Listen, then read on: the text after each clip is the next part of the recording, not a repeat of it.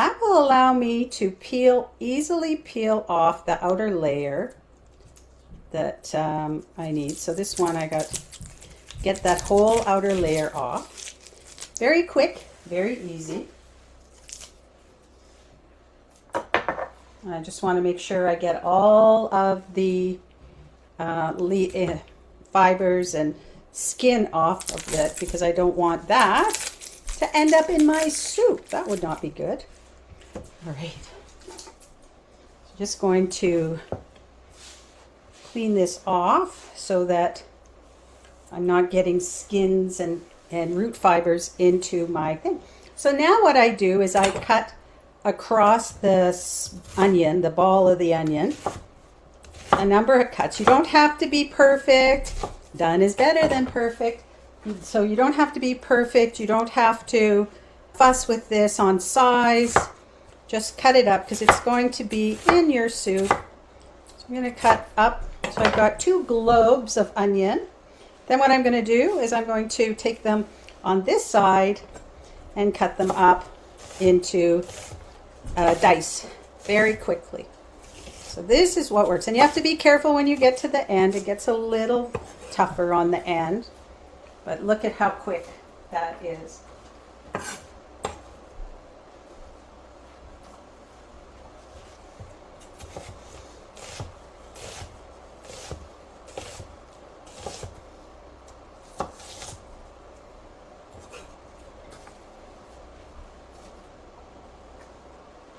Beautiful. Now that was quick and easy. I've got my onion in.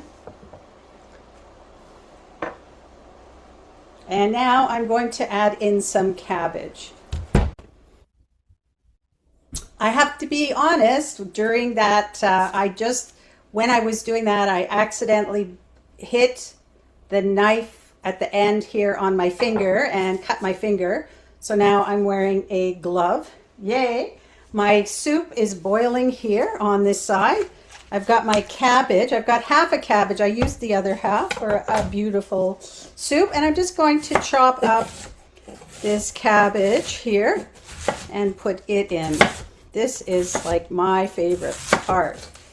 Yum. So I'm just going to cut it in half as well here. And since it's boiling, I want to be very careful when I'm putting it in that I'm not making it splash, and then I can burn myself as well. Yay.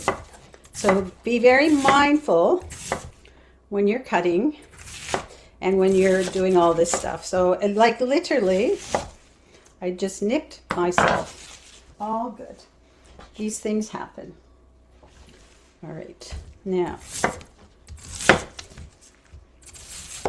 and I'm just going to cut around the core. And that, my dogs will love some of that. Yum. And just throw that into the soup. And then a little treat, because you don't always have yellow beets. And you could put other veggies in if you like. But yesterday when I was at the store, they had yellow beans. So I love myself to add some yellow beans. Not sure that I'll add all of this, but I've already washed them. I didn't cut them, so some of them are smaller, some of them are larger. I'm just going to line them up and cut them. No big fuss or muss. I think I'll do one more and then we can save the rest for a meal. Yum. With the family. Just going to cut that up. And I've got my pot is this, so good.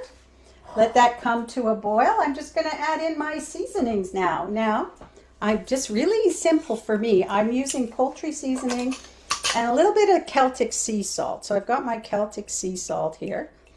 So when you open my cup of my hand, if it just in the cup is about a teaspoon. So I put about a teaspoon of salt and I can update that. So I usually use pink Himalaya, but I've got Celtic sea salt today, and I've got poultry seasoning that I'm using, and I'm going to do about a tablespoon. Be generous. Don't be too stingy, because this is part of where you're going to get your flavors for your soup. I'm just going to put, that's about a tablespoon. Again, you don't need to be stingy with this part. And now all I'm going to do is bring this to a boil and put the lid on. I've got my lid here. I'm going to add the lid and simmer that for probably an hour or so.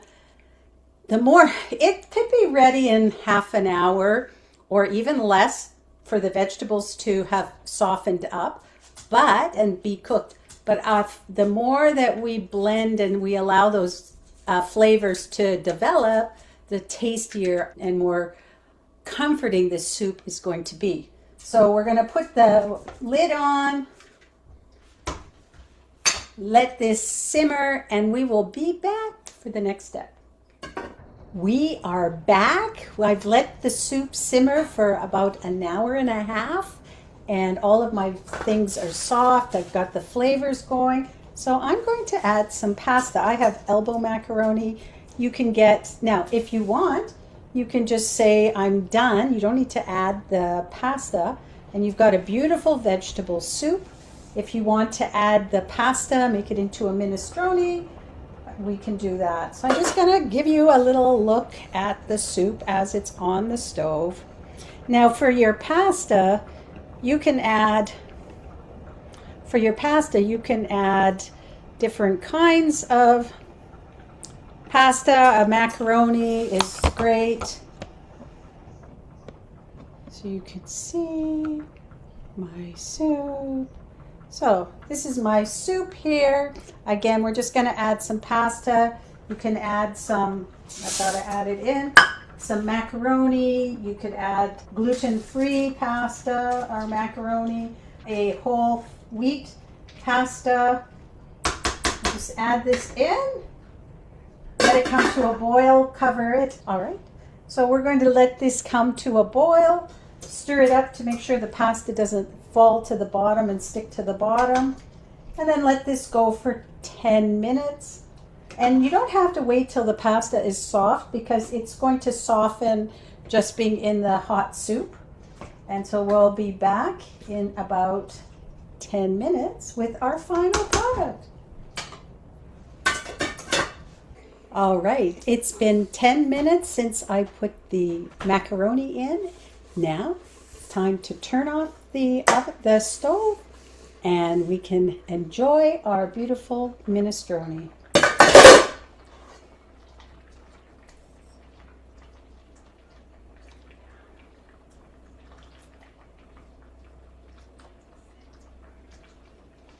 And as the soup continues to, sit in the pot, the macaronis will continue to absorb some of the liquid and soften up even more. So I have beautiful minestrone soup for as beautiful on a cold day.